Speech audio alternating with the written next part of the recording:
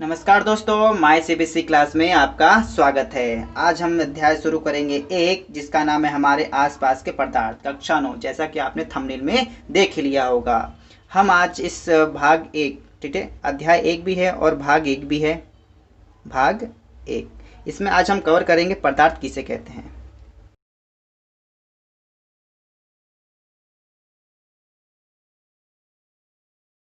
एक, ठीक है। दूसरा है पदार्थ के भौतिक स्वरूप।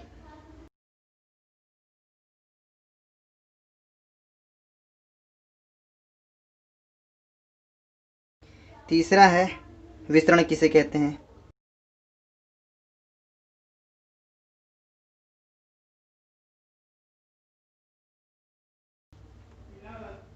और एक इम्पोर्टेंट क्वेश्चन, जो गर्म खाना होता है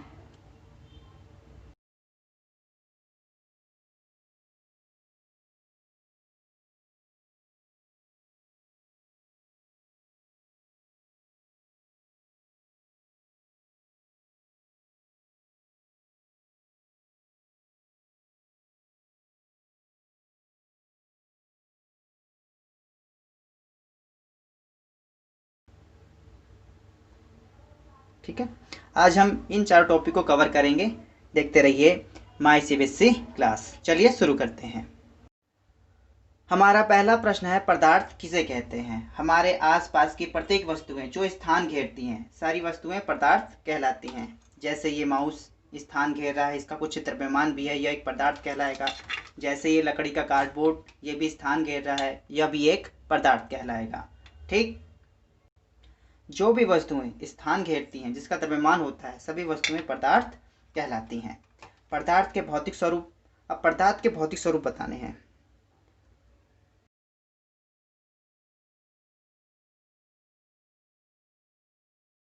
ठीक है, पदार्थ के भौतिक स्वरूप।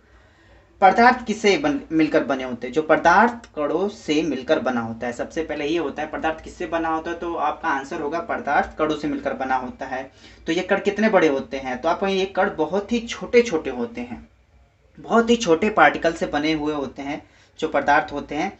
अगर आपको एक एग्जाम्पल समझाया जाए, अगर यहाँ पे आप एक बीकर लेते हैं, ठीक है, एक बर्तन लेते हैं, ठीक है, जिसके पास आपके पास कुछ दाने हैं, इसके पोटेशियम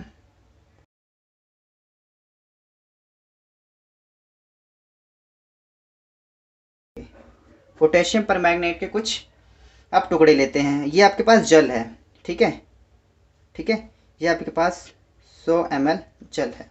इस पर आप कुछ पोटेशियम परमैंगनेट के इसमें कुछ कलर डाल देते हैं, ठीक है। जो कलर होता है इसका बदल जाता है। बदले हुए कलर को हम काले रंग से दिखाना चाहेंगे, ठीक है। जैसे हम डालते हैं तो जो जो पानी होता है, सॉरी, ये लाल हो जाता है यहाँ से, ठीक। अब एक और भी कर लेते हैं इसी प्रकार से, ठीक है, जिसमें 90 ml जल होता है, 90 ml जल होता है। लेकिन जो 10 ml होता है, ये वाला इसमें मिला लेते हैं, तो जो 10 ml होता है, ठीक है, 90 ml जल होता है, इसको यहाँ से जल ऐसे बना देते हैं। और जब इसे हम इसमें डालते हैं दूसरी बार, ये फर्स्ट स्टेप है, सेकंड स्टेप में जब करते हैं तो ये वाला पानी भी कुछ हद तक लाल हो जाता है, ठीक है, लाल हो जाता है। इसी प्रकार तीसरा स्टेप करते हैं, 90 ml का फिर एक बीकर लेते हैं, उसमें जल लेते हैं, ठीक है, जल होता है। फिर उसमें एक फिर छोटा सा 10 ml का 10 ml, ठीक है, इसको भी 10 ml रहेंगे, 10 ml, ठीक है, ये इसमें डालते हैं, ये भी लाल ही होगा उनका, ठीक है।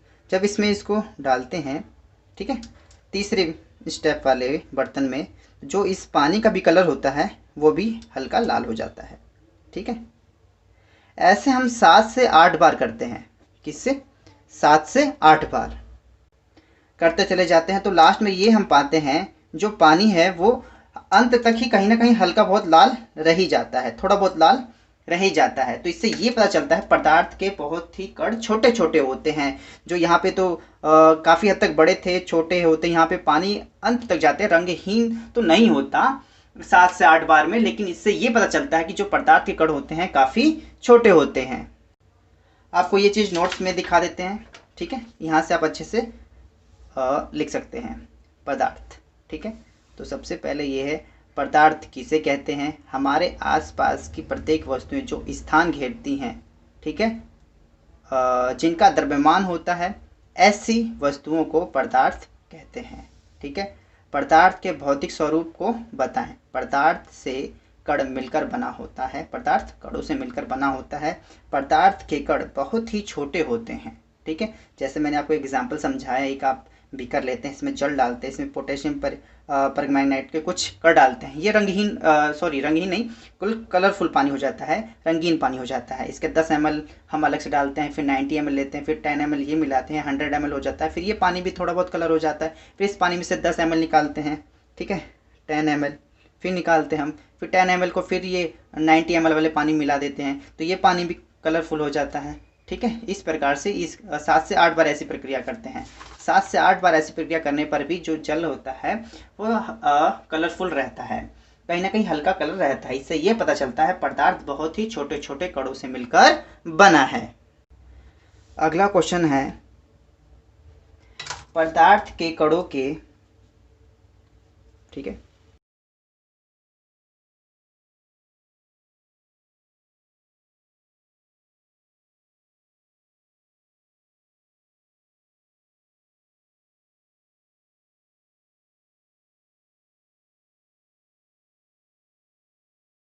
के कणों के अवलक्षित गुण बताएं। तो आपको ये बता दें, पहला गुण ये होता है पदार्थ के कणों के बीच रिक्त स्थान पाया जाता है। कोई भी पदार्थ होता है जो छोटे छोटे पार्टिकल से मिलकर बना होता है, ठीक है, छोटे छोटे पार्टिकल से मिलकर बना होता है, ठीक है, इनके बीच में रिक्त स्थान पाया जाता है, ठीक है। दूसरे पेन से आपको दिखाता हूँ, इनके बीच में रिक्त स्थान पाया जाता है। यहाँ पे कहीं ना कहीं देखो थोड़ी थोड़ी जगह बच जाती है, ठीक है। पहला गुण यही है पदार्थ के कणों के बीच रिक्त स्थान पाया जाता है। जो पदार्थ के कण होते हैं वो छोटे छोटे कणों से मिलकर बनते हैं, उनके बीच में रिक्त स्थान पाया जाता है, ठीक है, पहला है। इसके बाद दूसरा, पदार्थ के कण निरंतर गतिशील करते रहते हैं। कोई भी पदार्थ का पार्टिकल होता है वो हमेशा मूवमेंट करता रहता है, हमेशा मूवमेंट करता रहता है, ठीक है। पदार्थ हमेशा निरंतर गतिशील रहता है, इसका दूसरा पॉइंट है, ठीक है। फिर तीसरे पॉइंट में आते हैं हम। तीसरा विलक्षण क्या है, पदार्थ के कण एक दूसरे को आकर्षित करते हैं। जब दो पदार्थ होते हैं आपके पास, ठीक है, ये एक दूसरे को खींचते हैं, ठीक है। जैसे कि कोई भी चीज़ ठोस है, क्यों ठोस है, क्योंकि जो पदार्थ है एक दूसरे को आपस में खींच के रखते हैं। इस प्रकार से ये पेन को अगर हम खींचते हैं तो ये नहीं टूटता है, क्यों, क्योंकि इन दोनों को जो कण होते हैं वो आपस में आकर्षित कर रहे होते हैं। अधिक बल लगाने पर टूट ही जाएगा कोई भी चीज़, ठीक है, आकर्षित करते हैं। तो इसे लिखेंगे कैसे, क्वेश्चन आपका ये रहा, ठीक है। पदार्थ के कणों के अवलक्षण गुण बताएं। तो पहला, पदार्थ के कणों के बीच रिक्त स्थान पाया जाता है। दूसरा, पदार्थ के कण निरंतर गतिशील होते हैं। पदार्थ के कण एक दूसरे को आकर्षित करते हैं, ठीक। अगला टॉपिक है विसरण किसे कहते हैं। विसरण,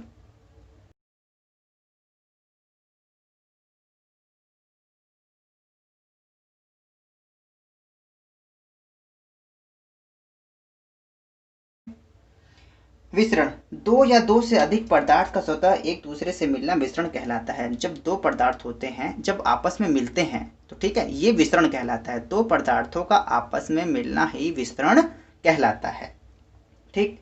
जैसे कि आपको सिंपल यहाँ पे लिख भी दिया गया है, यही आपको लिखना भी है पेपर में अगर आएगा, विसरण किसे कहते हैं। दो या दो से अधिक पदार्थों का स्वतः एक दूसरे से मिलना विसरण डिफ्यूजन कहलाता है, ठीक। कॉपर सल्फेट के कण जल में स्वतः मिल जाते हैं। जैसे आप समझेंगे कॉपर सल्फेट, ये तो आप प्रयोग करो तो जल्दी समझ में आएगा। जैसे कि आप जल लेते हैं, ठीक है, एक बीकर में जल लेते हैं और कुछ नीली गोलियां होती हैं, नीली ले लेते हैं, नील, ठीक है, नील ले लेते हैं। जब इस जल में डालते हैं हम, ठीक है, तो ये स्वतः कहीं ना कहीं सारा नीला हो जाता है अपने आप, ठीक है। नीली गोलियां जब इसके अंदर डालते हैं तो ये स्वतः नीला हो जाता है, तो यही विसरण कहलाता है। दो या दो से अधिक पदार्थों का स्वतः मिलना, ये जो पानी होता है और नीले कण होते हैं ये अपने आप स्वतः ही मिल जाते हैं। तो इसी चीज़ को स्वतः मिलना ही विस्तरण कहलाता है। लेकिन जब आप पेपर में करेंगे तो उसमें कॉपर सल्फेट होता है, पेपर में नहीं, प्रयोगशाला में जब कर दे तो कॉपर सल्फेट आपको ये इस प्रक्रिया में जल्दी मिलता हुआ दिखाई देगा स्वतः। कॉपर सल्फेट के कण जल में स्वतः मिल जाते हैं। एनसीईआरटी के बुक में कुछ क्वेश्चन है, ठीक है। एनसीईआरटी की बुक में कुछ, निम्न में से कौन सा पदार्थ है? कुर्सी, वायु, स्नेह, गंध, घृणा, बादाम, विचार, शीतल, पेयजल, ठीक है, कौन सा है? तो इसमें से आपको लिखना है कुर्सी, वायु, बादाम, ठीक है। बादाम तो सीधी सी बात है, बादाम भी होगा, कॉमा लगा देते हैं, ठीक है। शीतल पेय पदार्थ, ठीक है, ये सब आपके पदार्थ हैं जो स्थान घेरते हैं, ठीक है। अगला टॉपिक है आपका, पेज पलट के बताता हूँ यहाँ पे, जो गर्म खाना होता है, ठीक है, जो गर्म खाना होता है वो आपका दूर से ही उसकी महक आ जाती है, ठीक है, जबकि ठंडे खाने के लिए हमें पास में जाना पड़ता है। ऐसा क्यों होता है? क्योंकि जो कण होते हैं ना वो हमेशा निरंतर गतिशील करते रहते हैं। अगर आपने पिछले पॉइंट में देखा होगा, पदार्थ के कण, प्रश्न तीसरा ही है, पदार्थ के कण निरंतर गतिशील करते रहते हैं, ठीक है। जो भी आपका गर्म खाना होता है, जो उसके कण होते हैं वो आपके, ठीक है, निरंतर गतिशील करते रहते हैं, ठीक है, निरंतर गतिशील करते रहते हैं, हमेशा इनमें मूवमेंट पाया जाता है। तथा जैसे तापमान बढ़ाते हैं, ठीक है, तापमान बढ़ाते हैं, ठीक है, जैसे तापमान बढ़ाते चले जाते हैं तो जो ये कण होते हैं और तेज मूवमेंट करने लग जाते हैं, ठीक है, जो पदार्थ होते हैं और तेज इनकी मूवमेंट हो जाती है। मूवमेंट को हिंदी में गतिशीलता कहते हैं। गतिशीलता बढ़ जाती है और विसरण काफ़ी तेजी से होता है। जो दो कण होते हैं आपस में तेजी से भी काफ़ी तेजी से सक्रिय करने लग जाते हैं और विसरण तेजी से बढ़ जाता है। यही कारण है कि जो खाना होता है दूर तक, जो गर्म खाना होता है वो जो उसके कण होते हैं काफ़ी दूर तक चले जाते हैं वायु में, ठीक है, दूर तक चले जाते हैं। इस वजह से हमें गर्म खाना दूर से ही पता चल जाता है। जबकि जो ठंडा खाना होता है तापमान कम होता है तो विसरण कम होता है, उसके कण पास में रहते हैं तो वो वायुमंडल में जा ही नहीं पाता है, जिस वजह से ठंडे खाना पास से पता चलता है, जबकि दूर खाना हमें रसोई के बाहर से ही पता चल जाता है। तो इसको लिखना कैसे है आपका, यहाँ पे है, ठीक है। कारण बताएं, गर्म खाने की गंध कई मीटर दूर से ही आपके पास पहुंच जाती है, लेकिन ठंडे खाने की महक लेने के लिए आपको उसके पास जाना पड़ता है। पदार्थ के कण, इसका उत्तर है पदार्थ के कण निरंतर गतिशील होते हैं तथा तापमान बढ़ने पर गतिशीलता और विस्तरण तेज हो जाता है। यही कारण है कि गर्म खाने की महक दूर से तथा ठंडे खाने की महक के लिए उसके पास जाना पड़ता है। ठीक, उम्मीद है आपको ये समझ में आ रहा होगा। अगला प्रश्न है आपका प्रश्न 6। स्विमिंग पूल में गोताखोर पानी काट पाता है, ऐसा क्यों? क्योंकि जल के कण के बीच अधिक दूरी होती है तथा आकर्षण बल कम होता है। आपने देखा होगा जो भी जल होता है, ठीक है, जो भी जल होता है, ठीक है, इसके जो आकर्षण बल इनमें भी छोटे छोटे कण पाए जाते हैं, लेकिन जो इनमें आकर्षण बल होता है वो काफ़ी हद तक कम होता है। जैसे ठोस में देखें तो आकर्षण बल बहुत ज़्यादा होता है, ये आप कितना भी आप खींचेंगे ये टूटेगा नहीं, लेकिन जो जल होता है उसका आप हल्के से भी करेंगे और टूट जाता है। तो इससे ये पता चलता है कि जो जल का आकर्षण बल बहुत ही कम होता है, जिस वजह से गोताखोर पानी काट पाते हैं, क्योंकि जल के कणों के बीच अधिक दूरी होती है तथा आकर्षण बल कम होता है। इस वजह से पुल में गोताखोर आसानी से पानी काट देता है।